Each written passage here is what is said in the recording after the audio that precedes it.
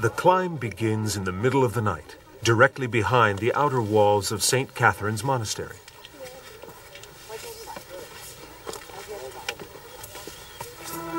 Some people make the first part of the climb on the back of a mule or camel. Others make the trip on foot. It depends on the person's age and how much they're carrying.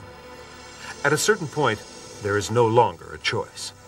700 steps lead up the side of the mountain, one of the highest in the area. Legend has it that the road was built by a monk as an act of penitence.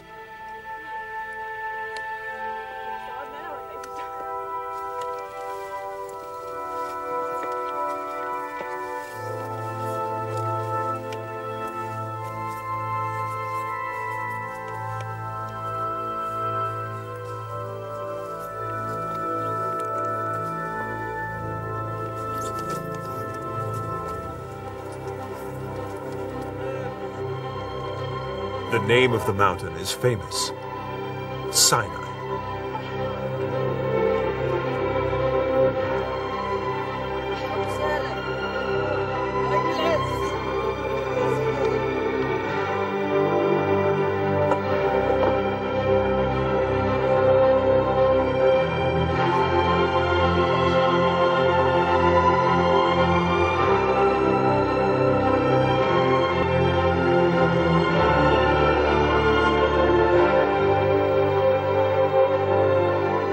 Sinai, also known as Horeb, is called the Mountain of the 700 Steps. According to tradition, it is the place where Moses, the liberator, the lawgiver, the founder of a great nation, met with God, who, according to the biblical account, manifested himself as a blazing fire.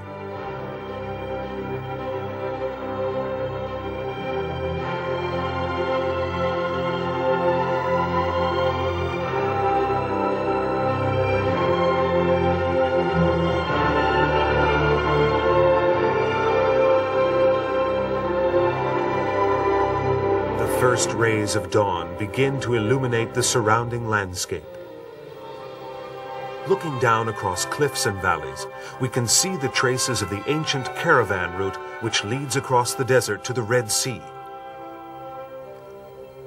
When they reached the wilderness of Sinai, the Bible tells us, they pitched their camp there, facing the mountain.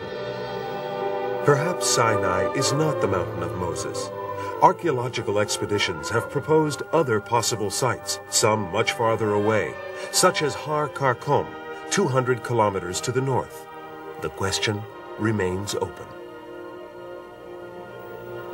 There is a sacred quality to the atmosphere, a sacredness that suggests that this mountain is a link between heaven and earth, a place where Moses was able to hear the voice of God and enter into a covenant with him.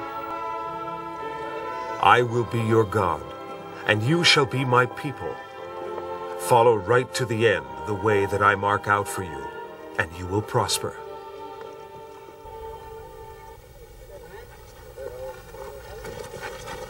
The covenant of Sinai is codified in a Decalogue, 10 commandments given by God to the people of Israel, so that by putting them into practice, they might become a holy people. Even before Moses, it was the promise of a covenant that induced Abraham about 4,000 years ago to take his family, the rest of his clan, and his flocks, and set out in faith on a long, risky journey in search of an extraordinary destiny.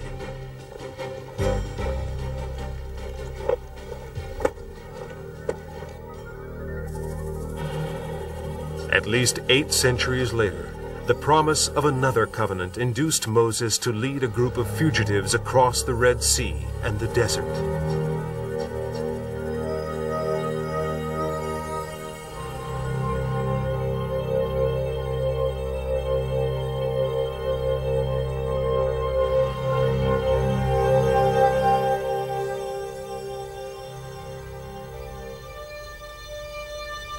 And it was this covenant that made it possible for his successor, Joshua, to occupy the land of Canaan.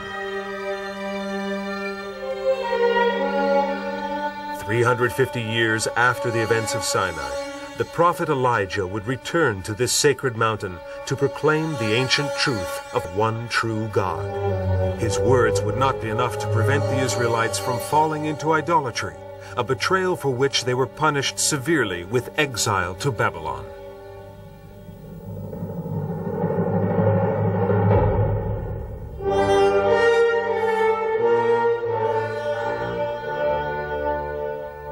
Even during this time of chastisement, a time in which their relationship with God seemed to be compromised, the prophets, from Amos to Jeremiah, from Hosea to Isaiah, were able to draw meaning from the covenant, which provided the people with the motivations they needed to strive for moral and religious perfection. During this time, expectation of the Messiah, of the Anointed One of the Lord, of the Consecrated One, the Christ, as the Greeks would say, ran high. With the passing of time, the servant of Yahweh, the shoot from the root of Jesse, the King of Justice, became the hope of the Hebrew nation. At his coming, he would restore his kingdom under the sign of the Almighty. At his coming, Isaiah prophesied, the wolf would live with the lamb, the panther would lie down with the kid, calf and lion cub would feed together with a child to lead them.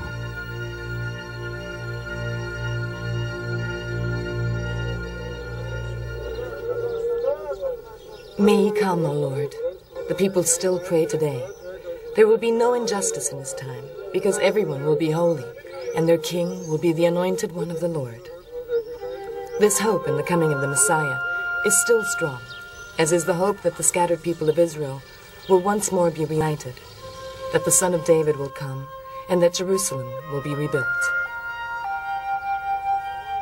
When Jesus entered Jerusalem, the whole city was in turmoil. "Who is this?" people asked. And the crowds answered, "This is the prophet, Jesus from Nazareth in Galilee." "Who do people say I am?" Jesus asked his disciples.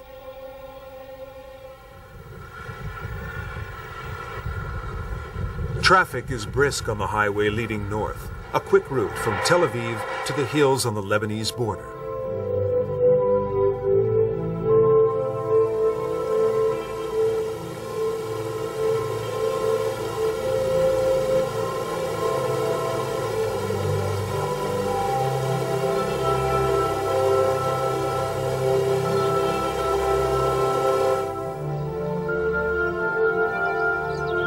From earliest times, the Hula Valley, known for its cool climate and verdant landscape, has been an obligatory route between Asia and Palestine. The highway system of present-day Israel follows only pieces of the ancient roads which at one time connected Judea, Samaria, and Galilee. Jesus traveled these roads more than once during his preaching ministry. At the beginning of his public life, he left Nazareth in search of John, who was baptizing people on the banks of the Jordan River. On his journey, Jesus followed the Jordan, at times walking along its banks, at other times walking above it, among the hills through which the Jordan twists and turns. On other occasions, to get to Jerusalem or return to Galilee, Jesus traveled through Samaria, taking the road that leads to Shechem, located near Mount Gerizim. He would then have skirted the city of Sebaste, crossed the plain of Esdraelon, and then walked along the banks of Lake Tiberias to reach Capharnaum, the hub of his activity.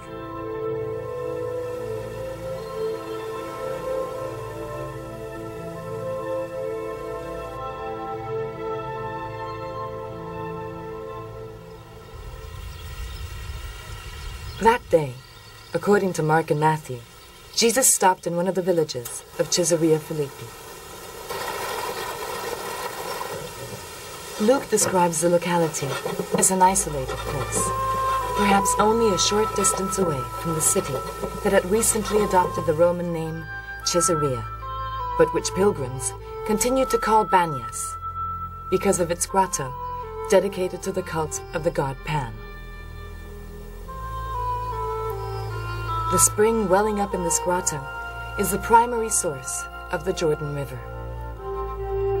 Not far away are the foothills of Mount Hermon, soaring almost 3,000 meters into the air. "Who do people say I am?" asks Jesus. "And you, who do you say I am?" The question takes his disciples by surprise. John, who had recognized him as the Messiah, was no longer baptizing people in the Jordan River near the desert of Judea. His powerful voice had been silenced in the fortress of Machaerus as a result of the plotting of Herod and his family. And Jesus had not taken up John's role.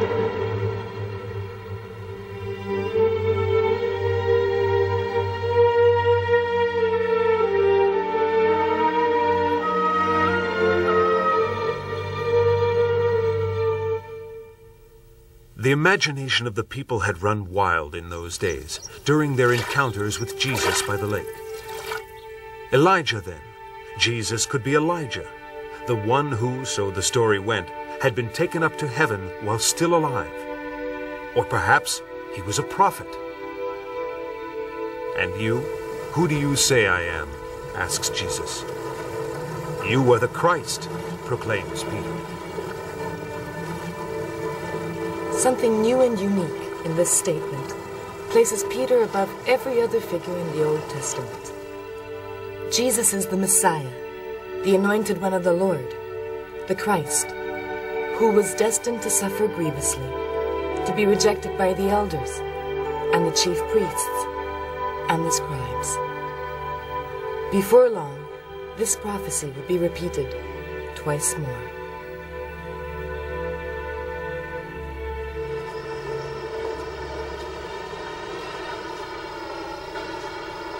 There are more than 500 synagogues in Jerusalem alone, ranging from the imposing structure of the so-called Great Synagogue to more modest buildings scattered throughout the neighborhoods of the city.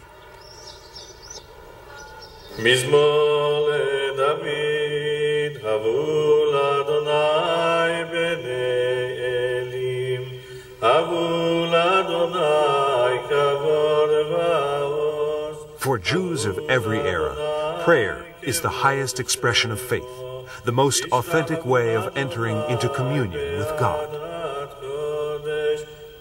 You of all the nations shall be my very own. I will count you a kingdom of priests, a consecrated nation.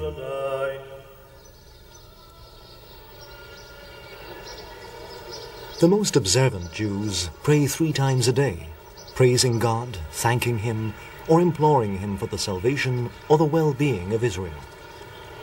The tone of this prayer is often familiar, even insistent, and grief is freely and openly expressed.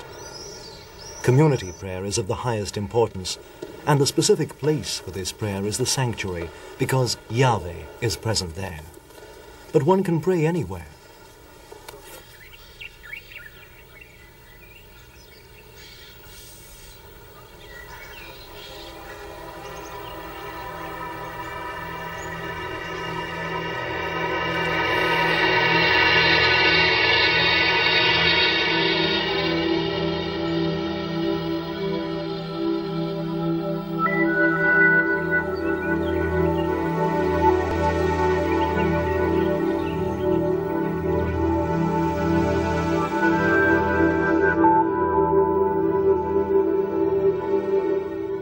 May you be blessed, O Eternal One, our God, King of the universe, who opens the eyes of the blind.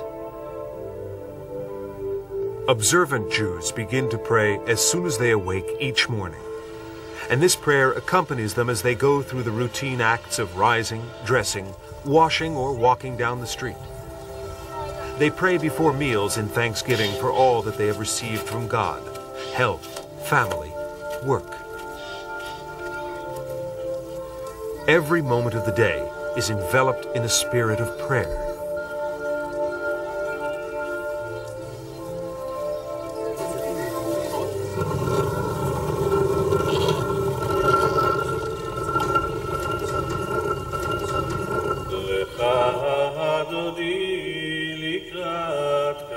Listen, Israel, the Lord is our God.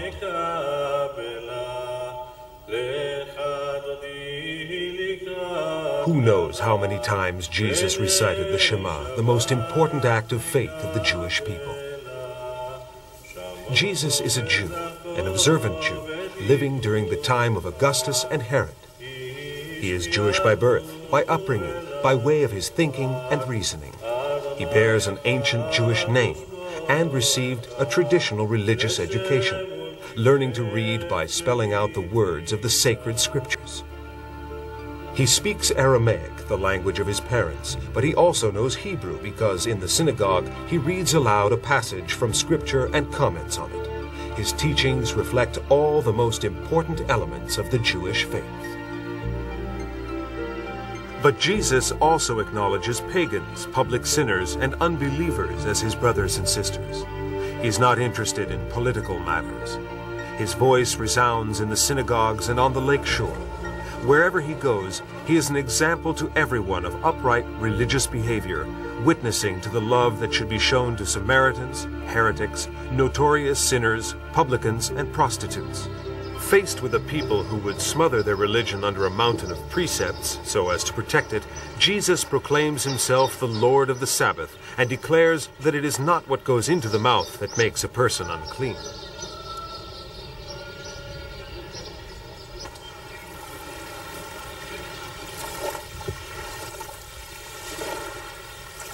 Lord, teach us to pray, one of his disciples asks in the name of the entire group. Jesus gives them a simple, basic formula, which nevertheless contains all his essential teachings. The Our Father, what the doctors of the church would later call the most perfect prayer. Where was it first pronounced? On the Mount of the Beatitudes in Galilee? As Jesus was going up to Jerusalem? On the Mount of Olives just outside the walls of the Holy City? It doesn't matter. What counts are Jesus' words, which have become the prayerful breath of Christianity.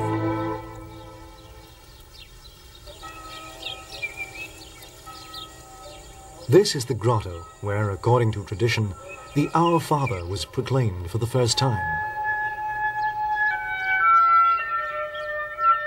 The cave is surmounted by a shrine built toward the end of the last century. We're in Jerusalem, on the hill that leads to the Garden of Olives along the road to Bethphage. On the outer walls of the cloister and those of the surrounding corridors, the words of the Lord's Prayer are inscribed on ceramic tiles in dozens and dozens of languages.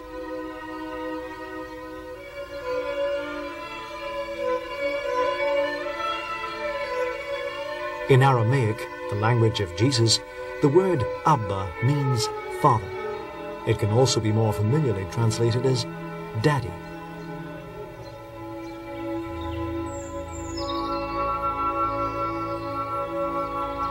The word Father presents us with an entirely new and unheard of concept of God, one that allows every person to share in his kingdom. The prayer's filial beginning is followed by 7 invocations that speak of perfection, of purity, and of the fullness of God, a plan that is already unfolding almost indiscernibly in Jesus of Nazareth. Your will be done on earth as it is in heaven. Give us this day our daily bread. Forgive us our sins. Lead us not into temptation. Deliver us from evil.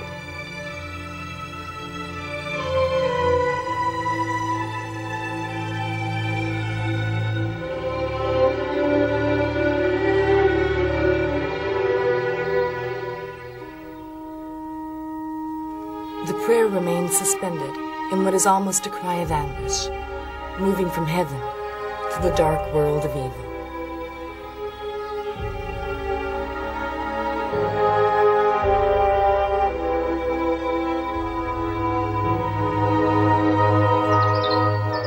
The most important parable has been voiced. God has abandoned his heavenly throne so as to walk the disjointed paths of earth. He would carry a heavy wooden beam on his shoulders and climb the hill reserved for the execution of capital crimes, accepting an ignominious death. At that moment, once again the word Father would echo on the wind, an appeal to the one into whose hands Jesus would finally release his spirit.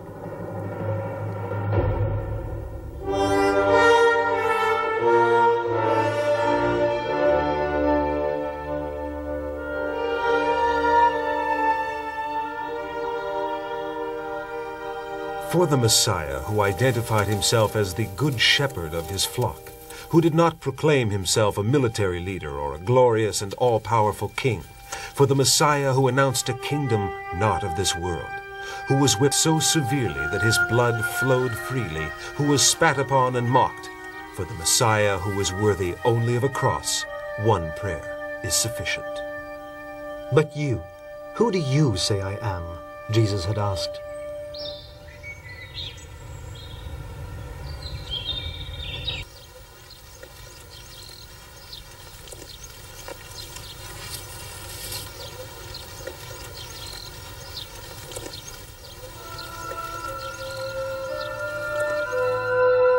He took with him Peter and John and James, and went up the mountain to pray.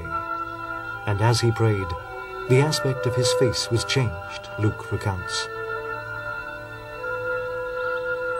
His face shone like the sun, and his clothes became as white as the light, Matthew tells us. Whiter than any earthly launderer could make them, Mark emphasizes with childlike wonder. The crowds are far away. The time has come for the disciples to learn about God's plan for Jesus.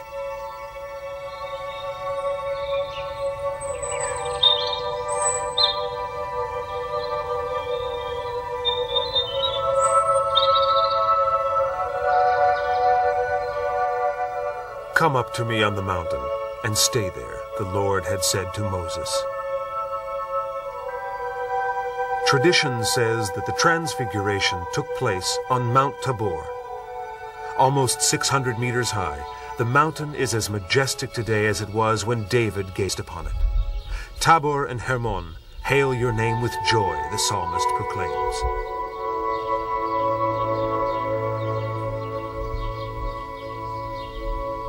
The climb requires effort, but is not difficult. Those who want to avoid the paved road can take one of the many trails that lead to the large church at the summit.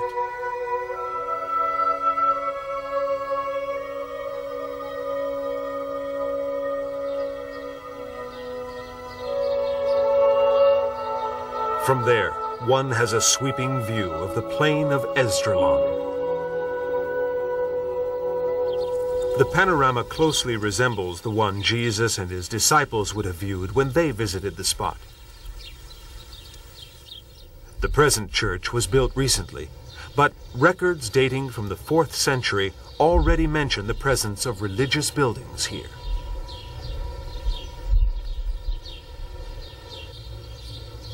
For centuries, a bone of contention between Arabs and Christians, the site was finally claimed by the Christians in the mid-1600s and entrusted to the care of the Franciscans, who built a church and hospice there. The atmosphere within the shrine invites visitors to recall the pre-dawn hours during which Peter and his companions were heavy with sleep.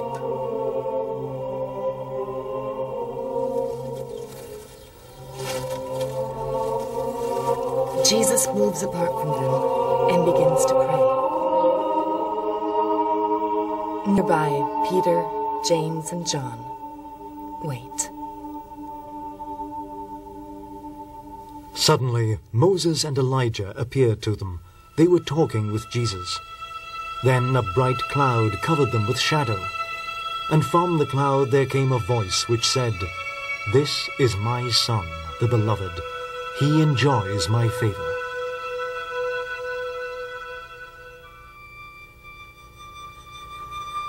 Divided into 3 naves, the basilica opens into a wide central space which offers a view of the entire building. A series of arches lead to the apse, which is dominated by an impressive mosaic of the Transfiguration.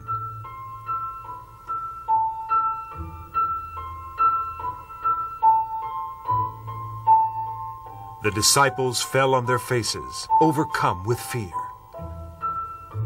Moses, Elijah, and Jesus stand close together.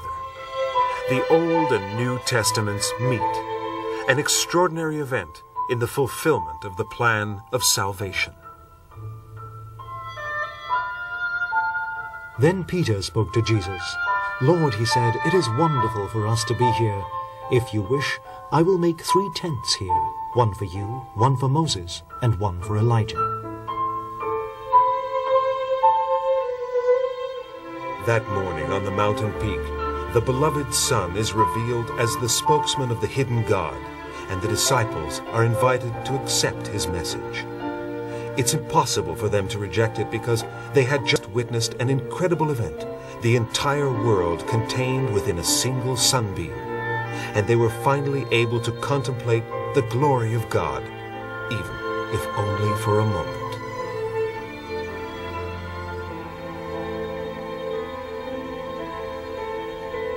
Then, suddenly, when they looked around, they saw no one with them anymore, but only Jesus. They kept silence, and at that time told no one what they had seen.